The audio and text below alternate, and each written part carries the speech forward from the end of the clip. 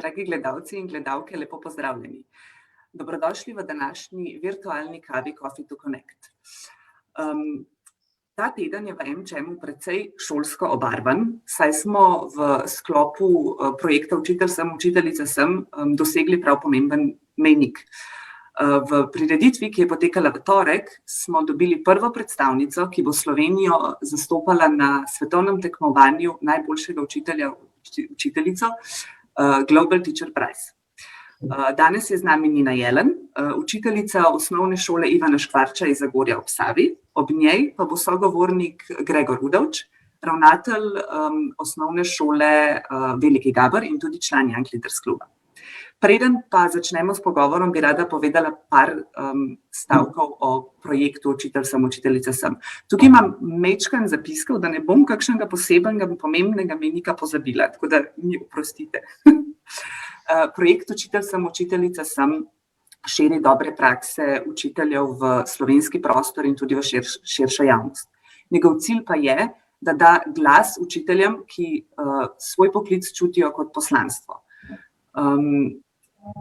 V 2 letih je projekt v sodelovanju z medijsko hišo Delo dosegel v bistvu in razširil v slovenski prostor že preko 100 izjemnih zgodb učiteljev.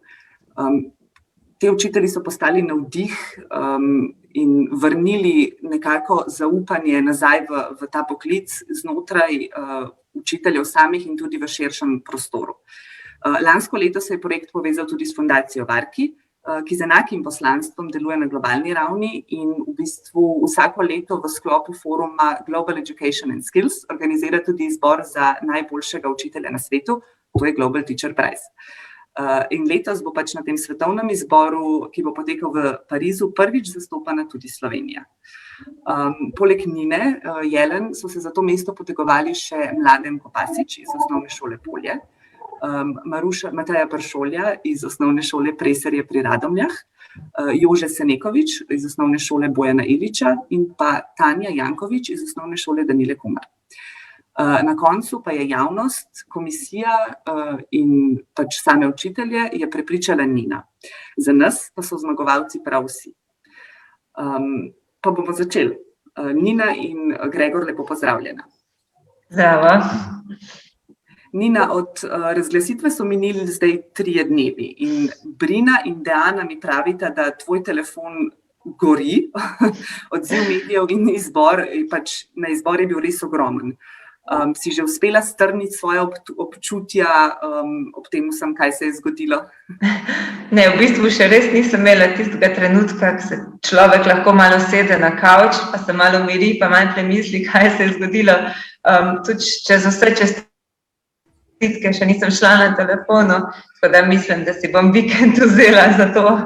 Tako res je lepo čutiti tako podporo, no.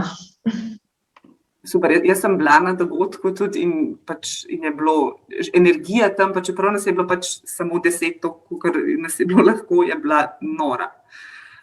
Gregor, a bo mogoče vas oziroma tebe to spodbudilo, da kakšnega svojega učiteljca ali učiteljico prijaviš v projekt? Vsekakor sem to že storil, pa imam tudi še namen. Samo mora čas dozoreti, da je to res nagrada oziroma da res se dobre prakse potem predstavljajo. Te prakse morajo seveda dozoreti in se razviti do neke mere. Zdaj pa, ne vem, ta teden oziroma zdaj so se v šolo vrnili res vsi učenci. Kakšno je vzdušje v šoli? Kako je opazovati polne hodnike od nekih otrok? No, vzdušje je fantastično, ne? Fajn je tudi, ki je pomlad, ki je toplo že, tako da smo veliko zunaj, tako da je res tako pomladno vzdušje. In je čudovito. No. Za nas je bil to nek tak mehak prehod, ker smo že zelo povezani z otroci tudi v času dela nadaljavo. Tako da zdaj prihoda nazaj v šolo ni bilo nekih težav, je pa radoživost, polni hodniki, življenje nazaj. Veliko smo zunaj, izkoriščamo seveda svež zrak in sonce, ki nam je na voljo. Otroci se povezujejo, družijo in je prav živahno, super.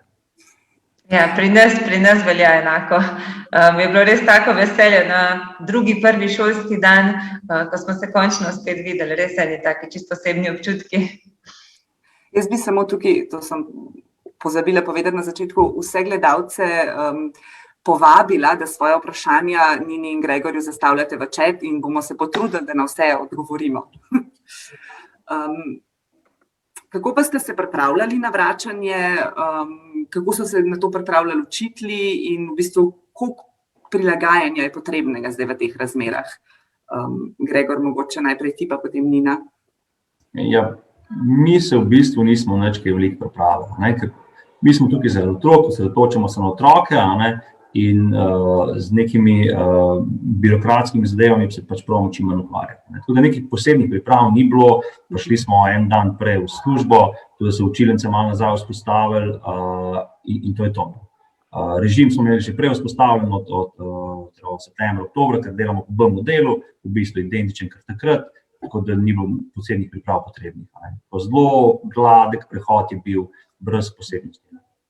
Ja, pri nas tudi zelo, zelo podobno.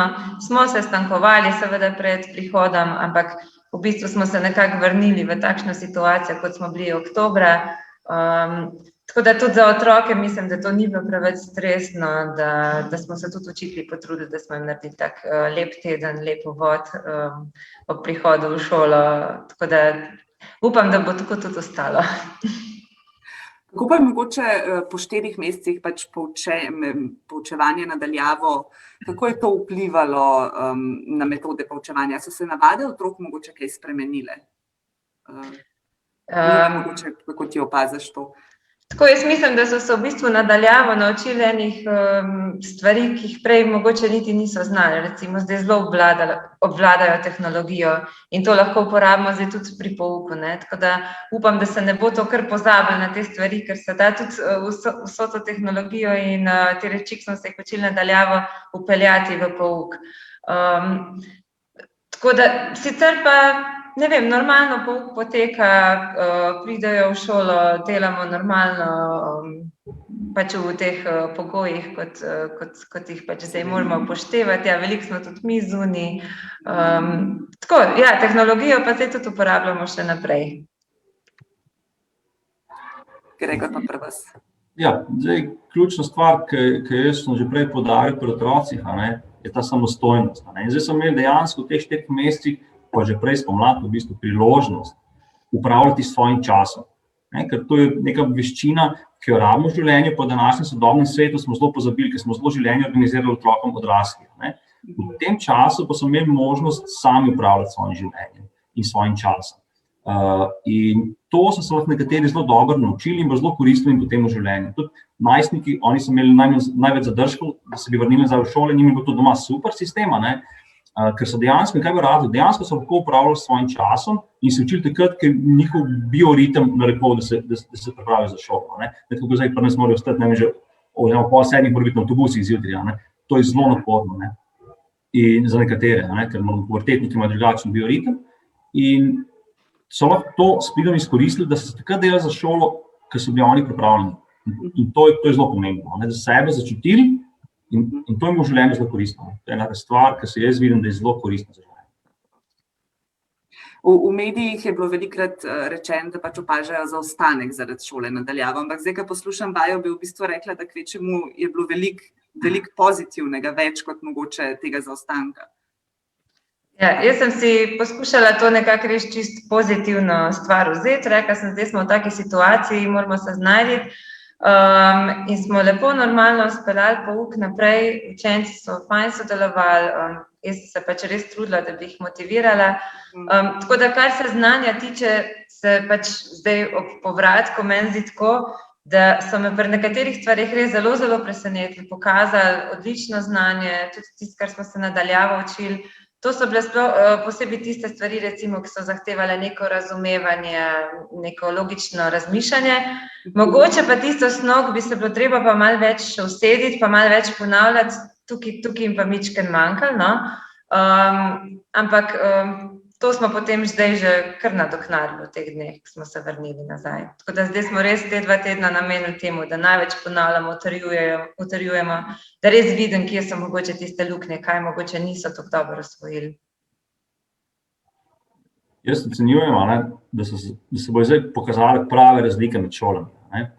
In mislim, tukaj bojo res zelo velike in očitne razlike med šolami. Jaz poznam pač nekaj primerov, od svojih izkušenj svojih otrok lahko sklepam. In tudi moji kolegi, ki učijo po drugih šolah, povratne informacije nazaj prenašajo, razlike med šolami so ogromne. Že med samim kadrom so razlike v isti šoli, potem pa še med šolami, kakšne sisteme so ubirali, kakšne cilje, kakšne standarde se zastavili. Moramo vedeti, da so eni zelo spustili standarde, ker tudi navodilo Zavoda za šolstvo Republike Slovenije je bilo to, da dajmo čim minimum delati, res spustiti standarde dobro. Ampak videli smo, da ni potrebno, da se da delati zelo podobno tudi v šoli, celo na katerih področjih standarde dvigniti. Otroci so imeli kar naenkrat veliko časa, nobenih šolskih dejavnosti niso imeli. In se dalo lahko celo mnogo več narediti kot prej. Ampak to smo se mogli na šolah zavedati in kjer smo lahko zelo veliko naredili. Kot že gospa Nina povedala, se je dalo, ni manjkalo. Ampak na nekaterih šolah bojo pa zelo veliki primanjkljaj. To se mi zdi tudi, da je zelo veliko odvisno od ravnatelja, kako je dal tudi navodila, tako da si lahko čestitate. sem glih hotela reči, ne, zdaj smo se naučili, po mojem, v času epidemije, da je pač vloga učitelja res ekstremno pomembna. Ne. Zato me zanima, Nina, kako na svojo vlogo v bistvu gledaš ti, pa Gregor, kako kot ravnatelj, tako kot si že tudi nakazala, ekstremno si pomemben in kako ti gledaš na svoje učitelje oziroma na to organizacijo, kaj je pomembno in kaj bi lahko še izpostavili. Jaz sem svojo vlogo tukaj nadaljavo videla predvsem v tem, da moram znati učence motivirati, da jih moram znati pridobiti, da bodo radi prišli na srečanja, da bodo se z veseljem še lotili učenja. Tako da že tisti prvi dan, takrat, ko smo zvedeli, da gremo nadaljavo, so mi pisali, ne vem, sporočila, koliko jim je hudo, ker gremo nadaljavo, da jih je strah, kako bo to šlo. In takrat je bila moja vloga predvsem to, da jih opogumim, ne. In sem jim recimo takrat napisala, da so oni super ekipa, zdaj imamo glih odmor, se kaj sliši, da so oni super ekipa, da so sami super junaki, da mene pa ni čisto strah, kako bomo nadaljavo šli, ker vem, da bojo uspešni, da bomo to čisto zmogli. In potem so tako mi čakali, da bo prišel ponedeljek, da se bomo dobili. In res so že ob 7 zjutraj tukaj čakali in pošiljali sporočila, kdaj se bo že začel pouk. Tako da je bil kakšen dan, seveda, da je malo motivacija padla, da so se že malo naveličali, ampak večino dni so pa res za nosom prihajali, delali, bili zelo motivirani. Tako da se je dal fajn delati. Ja, vsekakor je tukaj pomembno, da se učitelj zaveda, zakaj opravlja to delo. Vedno rečemo, učiteljski poklic je poslanstvo.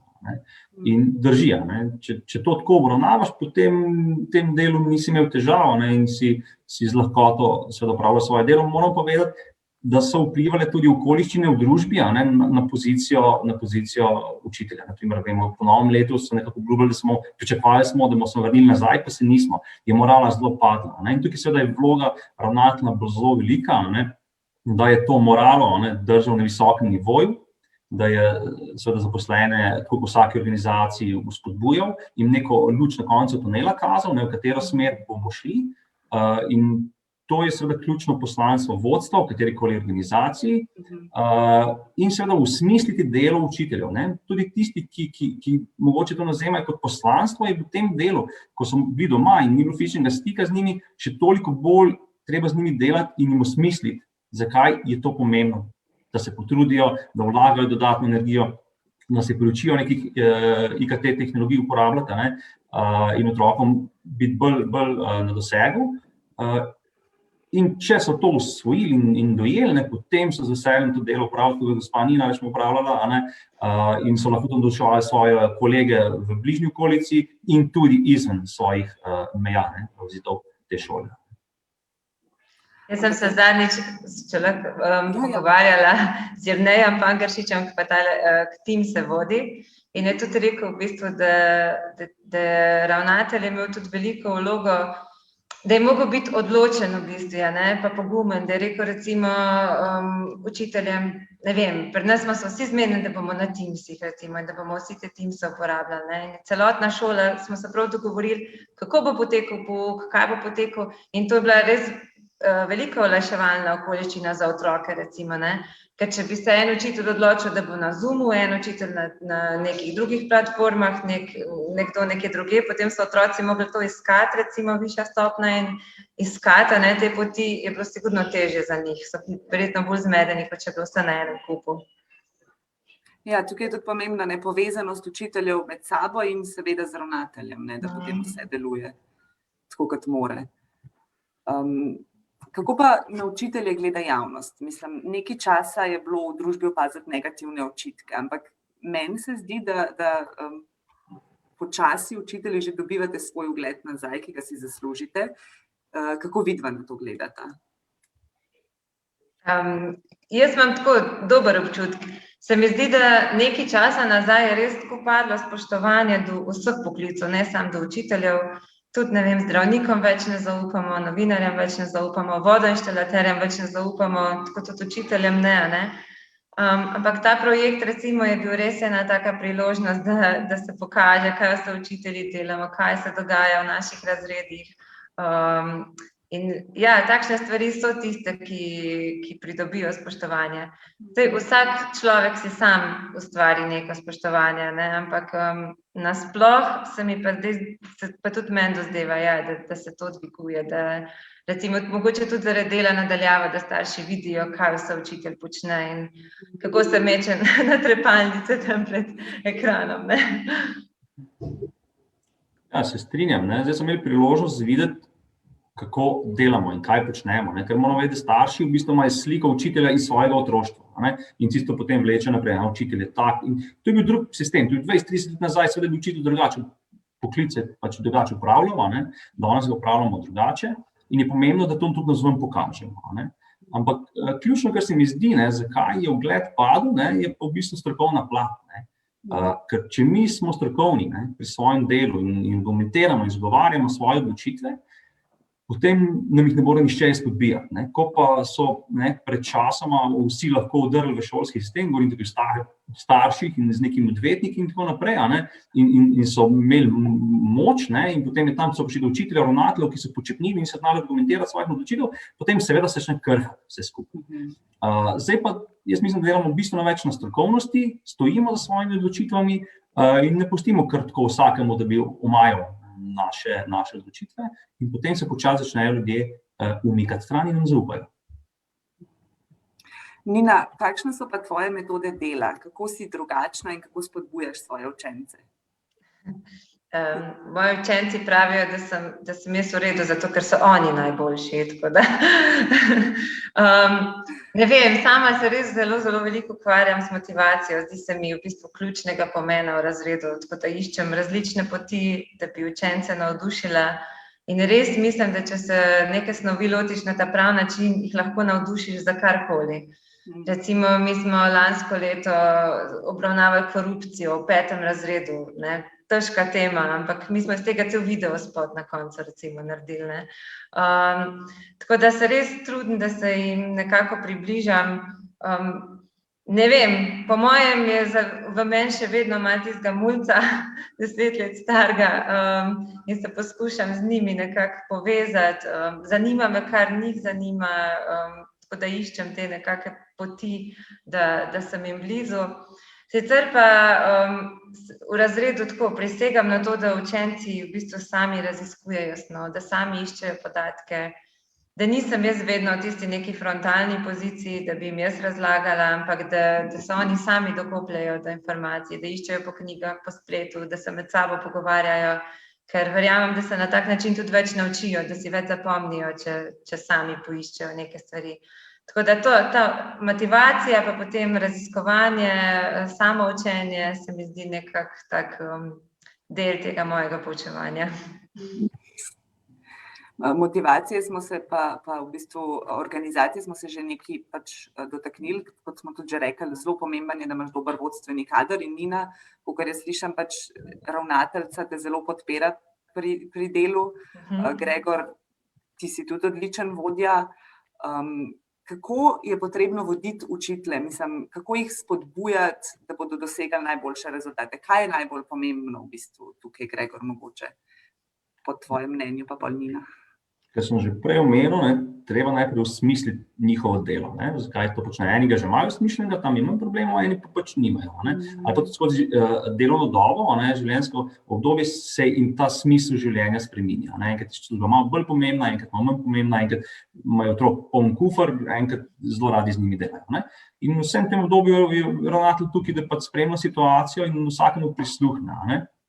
Jaz vedno zagovarjam tezo, da vsak ima neke dobre lastnosti in dobre kompetence, ne? In na tistem treba graditi. Ne? Nima smisla ga spreminjati, človeka, ki je že 20-30 let učitelj, ampak tisto, kar je dobro, tisti potencial, pa v bistvu pokazati navzven in ga razviti, ne? In iz tega nekaj narediti. Ne? Ker zanimivo je to, da v bistvu vsi učitelji imajo nek krog otrok, ki so jim blizu. Ni eden učitelj, kar za vse otroke dober in tako naprej. In zato čisto vsak učitelj ima nek mozaik noter v organizaciji in svoj krog otrok. In na tem mora graditi. In lahko jim da maksimum. In jaz tako to gledam. Pač vsakega posameznika probam najdeti, če jim je dober in potem mu zadolžitve in usmeritve v tisto smer dajati. In potem bo tudi on srečen, ker bo delal na področju, v katerem je dober. Ga ne frustriram z nečim, da se mora nekaj naučiti, pa preusmerjati v neke področje, neke kompetence razvijati, ki mu niso naravne. Ja, se strinjam. Recimo meni osebno je pa od ravnateljice tako, ona zna res pohvaliti, zna spodbuditi. Včasih res pride do te situacije, da mi uspe kakšna stvar fajna v razredu, pa grem kar do nje, da ji povem, in se ona tega tukaj razveseli. Se mi res zdi pomembno, če te vodstvo podpira, tudi krila dobiš, tudi malo več si potem upaš, in to lahko zelo, zelo vpliva na učitelja. Res je, ja. V zadnjih letih je bilo tudi veliko govora o izobraževalnem sistemu in o spremembah le-tega. Da je tudi zdaj idealen čas za spremembo kurikuluma. Kakšen je vajin komentar na tovrstne pobude? Kako naš izobraževalni sistem razumeta vidva? Tako, meni se zdijo učni načrti v bistvu dobro zastavljeni, sicer bi bile, vedno so lahko še izboljšave, da ima učitelj pač tisto moč, kakšno metodo bo v razredu uporabil, česa se bo lotil, kako bo snov približal učencem. Tako da nasploh se mi ne zdi, da ima Slovenija nek slab sistem, v bistvu se meni zdi v redu, da ima učitelj se mi zdi, da ima precej odprte roke, kako se bo lotil tega odnosa, obravnave v razredu. Ne vem, tako jaz vidim na te stvari. Se strinjam, tudi avtonomijo imamo popolno, ampak avtonomijo si upaš vzeti, ko si dovolj strokoven. To ves čas poudarjamo. In tukaj na šolskem področju lahko še veliko naredimo. Učni načrti so nek okvir, ki ga moraš predelati, da so vsi otroci osnovno izobrazeni v isto smer. Ampak kako boš do tega prišel in na čem boš večji poudarek dajal, to pa je v bistvu avtonomija vsakega posameznega učitelja, oziroma celo šole, če se govorimo na šolski ravni, v katero smer bomo šli in kaj bomo dajali. Je pa res, da na državni ravni bi morali določena področja pokriti, ki zdaj niso pokrita. En izmed takih, ki je zdaj pokazal nujno potreben, je v bistvu računalniško opismenjevanje, ali pa programiranje, ali pa neke digitalne kompetence. Tega še vedno sistemsko nimamo urejenega. Imamo neke izbirne predmete, ki se jih neki del populacije udeleži, ampak absolutno to ni v redu. In to je eno področje, ki ga treba pokriti. In treba to sistemsko urediti in dati v predmetnike in v kurikulum. Potem drugo področje, o katerem seveda tako veliko zdaj govorimo in je pomembno, je seveda podjetništvo.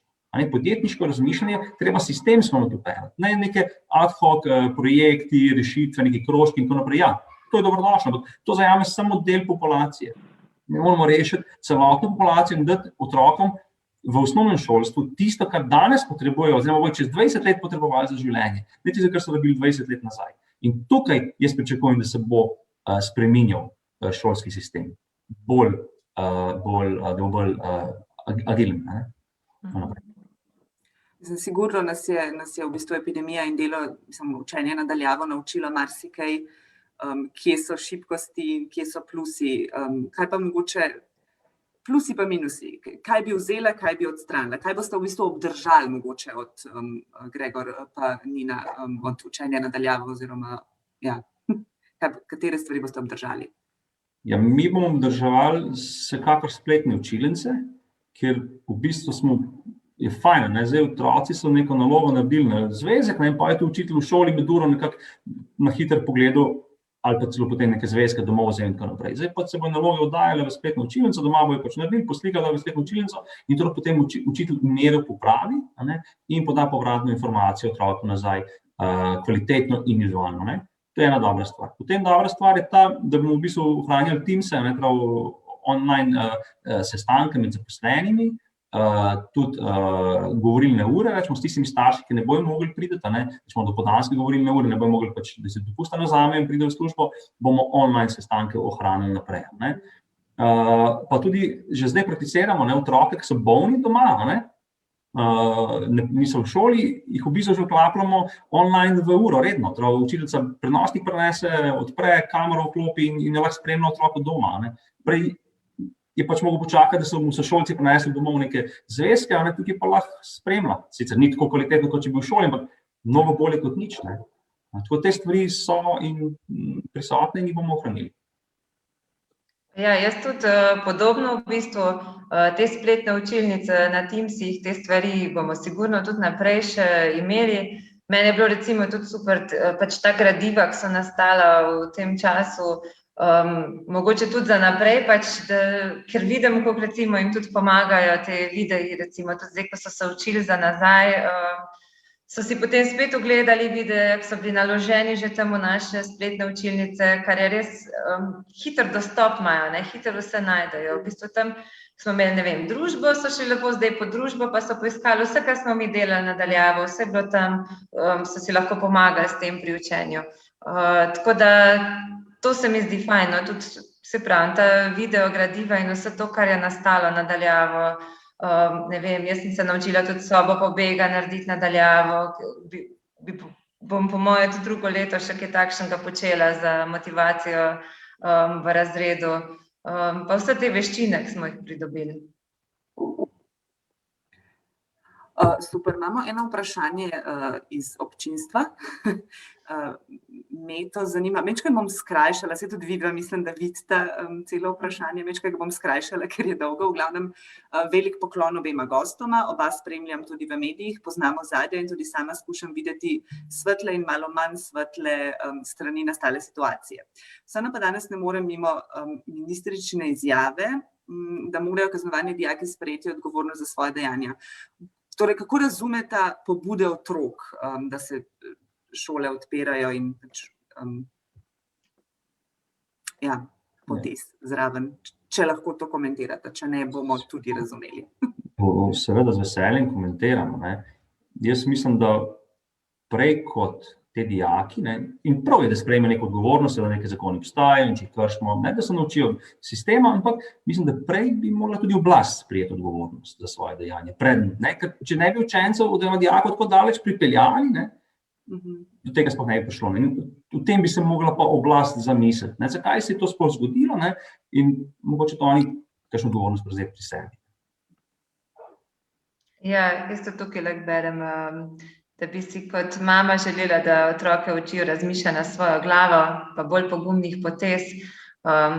Tudi to se mi zdi ena stvar, pomembna, ki je treba otroke naučiti, da ne vem, velikokrat slišimo, da je šola v bistvu nek sistem, ki nas okaluplja, da ne pušča učencem, da razmišljajo svojo glavo, da niso ustvarjalni, ampak ja, učitelji pač moramo izvajati pouk na tak način, da učenci sami razmišljajo, da pridejo do enih rešitev.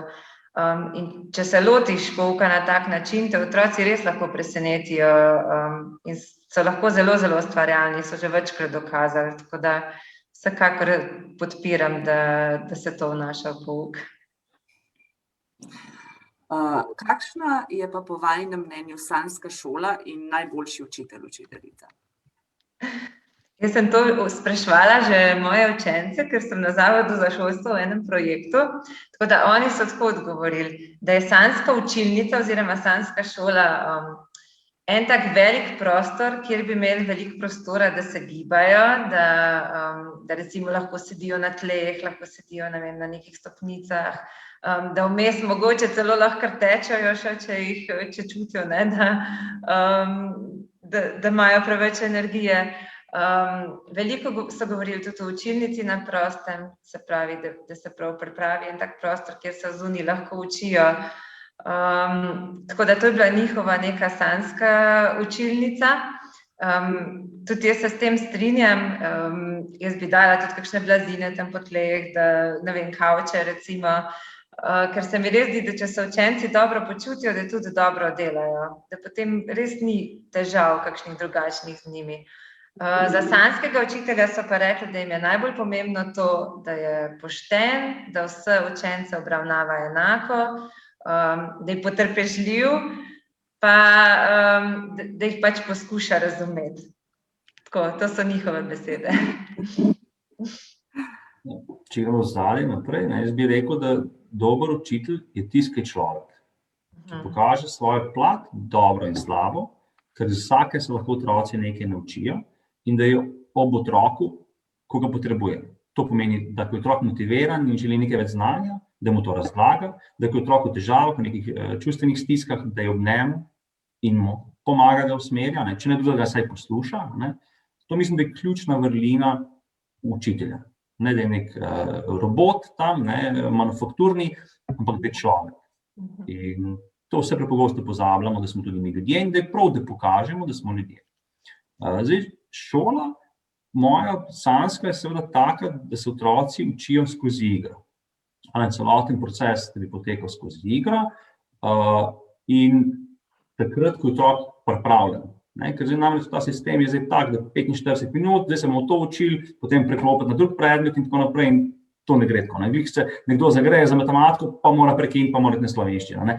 To ni naraven proces učenja. Naraven proces učenja izhaja iz otroka, kaj je otroku v nekem trenutku ga zanima, enega zanima danes slovenščina, enega matematika in se vsak posamezno individualno seveda razvija in uči.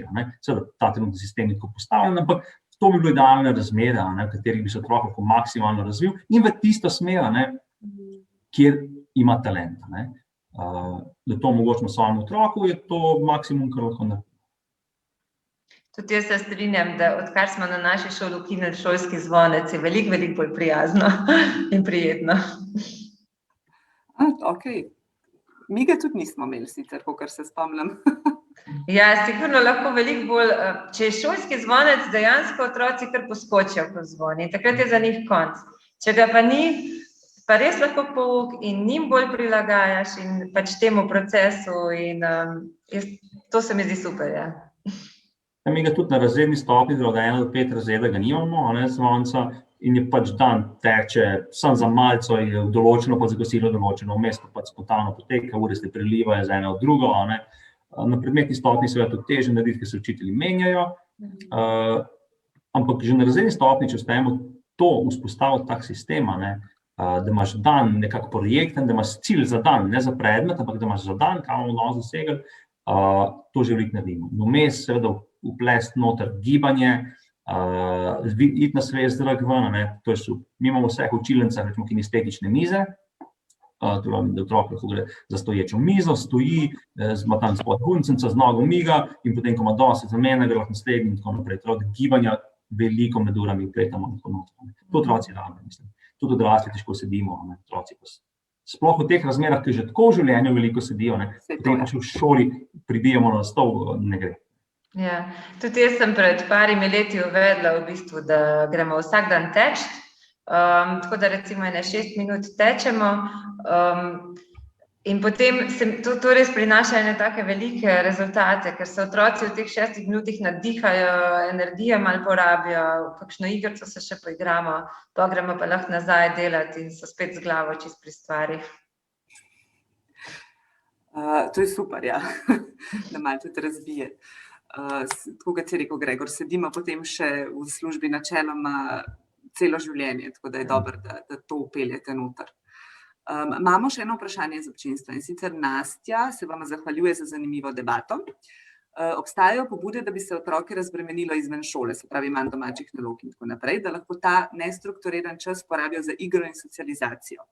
Cenim, da gosta probate še povečati dostopnost otrok do šole in prilagoditev posameznikov s kombiniranjem virtualnih vsebin s fizično šolo, vendar tu ne obstaja skrb, da se šola še bolj razpotegne v prosti čas otrok, pa da se povečajo pričakovanja. Se pravi, bolan otrok v prvih dneh rabi počitek, ne pa da se pričakuje, da bo šel v šolo. Seveda je to odvisno od vodstva, kako pripravijo učitelje in tako naprej. Se pravi, da ne bodo te dodatne možnosti obveznost in pričakovanje. Jaz sama rečem, kar se tiče domačih nalog, jaz bolj zagovarjam to, da pač delo v šoli, da se opravi tudi v šoli, da ni veliko, pri nas pač mi nimamo zelo veliko domačih nalog, če pa so pa to nekako bolj osmišljene kot nekakšni projekti, potekajo dlje časa, sicer pa večino stvari naredijo kar v šoli, ker se mi tudi meni zdi, ne vem, da popoldne, če recimo za 15 minut se usede pa da nekaj ponovi, ja, da bi pa zdaj cele popoldnevega obremenjevala s tem, ne vem, tako kot mi rabimo prosti čas, seveda tudi otroci ga potrebujejo. Tako da na tem področju se tudi meni zdi prav, da jih ne obremenimo preveč. No? Ja, jaz se strinjam. Ne. Koncept šole pač ima tako zastavljen, da če ga ne naučiš nekega predmeta v 100 urah ali pa 150 ur, koliko je namenjenega, ja, potem je nekaj narobe. Ne. Tudi večino stvari seveda mora otrok v šoli usvojiti. Treba tako pripraviti učni program, da se to tam naredi. Moramo se pa zavedati, da v bistvu je fajn, da otrok v tistem istem dnevu popoldne malo utrdi snov. Ker vemo, da je eksponentno znanje kopnija, ko nekaj usvojiš, potem, če v 24 urah to ne osvežiš, se zgubi to znanje in je škoda. Zato načeloma to je namen domačih nalog, da utrdiš malo, da se spomniš tisto, kaj si naredil. Jaz se spomnim, ker sem bil majhen, sem prišel iz šole, sem mogel vedno obnoviti doma, kaj sem se v šoli učil. In s tem, ker sem obnovil, sem v bistvu veliko znanja se mi not zasidralo. Zdaj, kaj pa otroke obremenjuje popoldne? Dajmo se malo vprašati. Obremenjuje jih obšolske dejavnosti. Moramo se zavedati, da danes otroci imajo 3-4 na teden popoldne neke treninge, pa glasbene šole in tako naprej. In dejansko prostega časa nimajo ne zaradi šole, ampak zaradi popoldanskih vodenih dejavnosti. To sem že prej na začetku omenil. Zdaj sem imel možnost malo manj strukturiranega časa imeti, ker sem delal nadaljavo. Več časa sem imel zase in sem se lahko organiziral. Ker bo zdaj nazaj v ritem pal. To ima enkrat na eni popoldanski dejavnosti. Starši jih voze sem pa tja. In če bi to malo umaknili stran, potem bi imeli čas za igro in skozi igro se pa otroci naučijo vseh socialnih veščin, razvijajo čustveno inteligenco, ki drugače ne morejo razviti, če se skozi kontrolirane strani odrasli, in to pa rabi potem za življenje. Vemo, da čustvena inteligenca je kompetenca prihodnosti in razvijajo se izključno skozi igro, pa ne vrstnikov, ampak različno starih otrok. Kako se v naravi mladič živali recimo razvija, ali kako se otrok nekoč razvija, cela vas skupaj, starejši, mlajši, in tam se razvijajo kompetence, ki so pomembne potem za življenje. Današnja družba v bistvu bo zelo cenila. Dobimo pa zelo malo v tem sistemu, ki zdaj živimo. Nastja se zahvaljuje za odgovor. Še eno vprašanje smo dobili. Nekaj smo sicer že o tem rekli, ampak imajo današnji otroci premalo odgovornosti in preveč pravic kot včasih? Če lahko jaz mogoče tu začnemo, odgovornost je vsekako premajhna. Če gledamo nazaj, 20-30 let, smo bili v bistvu otroci zelo odgovorni za svoje življenje. Prepuščen si bil, ko boš v šolo prišel, ko boš prišel nazaj, kaj boš jedel, si mogel sam pripraviti, ko si prišel domov, ni bilo kosila v šoli tako lepo poskrbljeno, ko je zdaj pa malce, popoldne si imel potem za delati doma, tudi če si v mestu živel, si mogel si nekako zapolniti čas, si mogel iti ven in tako naprej, nekako odgovorno ravnati s svojim časom. Starši sem zahteval, da je šola narejena, da boš dobro ocenil in to je to. Danes pa v bistvu nimajo odgovornosti, ki jim starši tega ne dajo. Enostavno ne pustimo, že ko greš v gostilno jesti, ko poslušaš zasedno mizo, v bistvu starši izbirajo, kaj bo otrok jedel. In ne pustijo, da bi se sami odločili pri takih primarnih stvareh. Bog ne daj pa to, da bi otrok šel sam v šolo, pa nekam po mestu, pa neko samo trgovino, pa si sam nekaj izbral. To pri manjših ne pride upoštevati, ampak jaz mislim, da to 7-8 letnike to se sposobno že narediti. Tukaj se mi zdi, da je odvisno od posameznikov. Da nekateri so zelo že odgovorni. Jaz sem imela prvošolca, ki se je že sam s kombijem potem v šolo vozil, pa tako znajo biti zelo.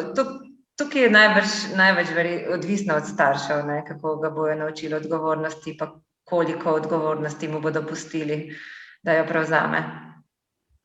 Ja, vsekakor. Je pa dejstvo, da v družbi zdaj odgovornost probamo otrokom stran vzeti. Potem pa kar naenkrat pride pa na trg delovne sile in pa skušamo vsi neke odgovorne zaposlitve dajati. Če nisi to navajen kot otrok prevzemati, boš težko potem to v odrasli dobi upravljal. To je sigurno res. Jaz se spomnim, da sem pri 8 tudi že hodila sama. Ja, tudi jaz in to daleč v šolo. Zdaj pa ni več, ampak saj so tudi drugačni časi zdaj. Ja, definitivno. Več prometa, tako, Mogoče smo preveč stvari tudi slišimo, ne vem, zvemo za vse nesreče, ki se zgodijo iz celega sveta in tudi to mogoče vpliva na naš strah, ne? Mogoče se potem preveč bojimo za njih. Tako učitelji kot tudi starši, da jim potem ne pustimo toliko stvari, ker se jim lahko kaj zgodi, ker smo mi to slišali nekje. Ne? Tako da mislim, da ima ta strah veliko pač vlogo pri tem. Ja. Vsekakor, strah je po en strani dober, ker je ljudi v preteklosti obvaroval, in da so preživeli sploh kot človeštvo, je dober strah. Moram povedati, na drugi strani pa tudi strah lahko zaviralec razvoja družbe. In če gledamo zdaj na individuum posameznika, ga strah lahko zelo, zelo omeji. In to v bistvu današnji družbi se počne. Ves čas se straši z enimi in z drugimi, s tretjimi stvarmi in tanko potegne po otroci in njihov razvoj. In seveda na koncu, kaj pridemo? Pridemo v sobo, otroka zapremo v sobo doma, ki je varen, pa damo v računalnik. In potem postane to njihov svet, ki pa je zelo nevaren, tudi virtualno lahko zelo nevaren, ker se tega v bistvu ne zavedamo. In jaz mislim, da bi otroke mogli spustiti ven in dati pač ulico, tako kot so imeli nekoč. In naj se tam razvijajo in znajdejo in se bojo. Ker človek tako naredi, da se znajde, ko ga vržeš v vodo, ko hoče začel plavati, in se bo naučil tisto, kar rab v nekem trenutku. Točno tako, ja. Naš čas se izteka, tako da res hvala obema za ta ful prijeten pogovor. Nina, vso srečo pri nadaljevanju širjenja poslanstva. Gregor, ti pa še naprej tako uspešno vodi svoje zaposlene in definitivno oba lahko še naprej širite to nalezljivo dobro energijo. Preden se poslovimo, imamo za vas, današnje udeležence debate, še eno posebno razglasitev. Znanih je namreč 9 finalistov programa Best of the Best, kjer predstavljamo dobre prakse podjetij v slovenski poslovni skupnosti. Tako da bi jaz kar povabila kolegico Tonja Avsenik, vodjo platforme Young in vodjo programa Best of the Best, da nam razkrije, kdo je prepričal komisijo in kdo gre naprej. Ja, živjo Katja. Gregor in Nina, hvala za tole, super je bilo poslušati dobre prakse iz sveta šole in tudi jaz upam, da bo enkrat ta sanjska šola, da se bodo otroci, pa tudi odrasli, se več učimo skozi igro. Tako da to je tudi v našem svetu aktualno. Ja, dobre prakse, ki jih bomo pa spoznavali v poslovnem svetu letos v kategorijah inovativnost, motivacija in povezovanje, bodo pa naslednje.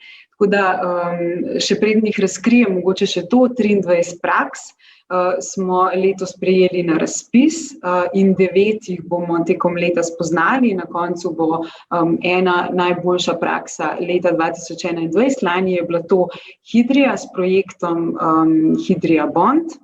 Tako da ja, letos bomo pa spoznali v inovativnosti Equo s projektom Equa Care. Spoznali bomo steklarno Hrastnik s pametno steklenico e-bottle in spoznali bomo Lekov projekt Vision, projekt mešane resničnosti.